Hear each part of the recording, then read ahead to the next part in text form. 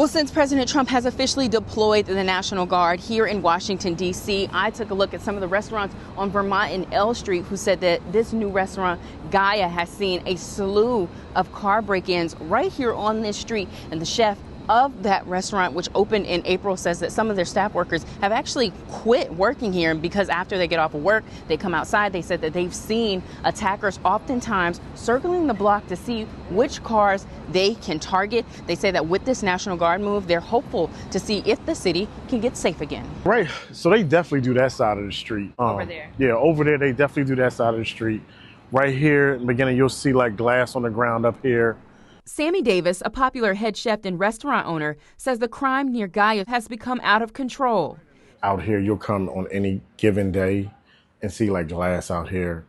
And they do the whole street. So they'll break into every car on this side of the street or that side of the street. But the crime has really been the thing. Davis says guests and even staff members have had their cars broken into, some guests reaching out to the club managers about the attacks. And when that happened, when you get that kind of reputation, people will stay away from the business. You know, it runs people off because nobody wants to go out for dinner and spend a certain amount of money and then come out. Now you got to put a $300 window in your car, you know, on top of probably towing it at that.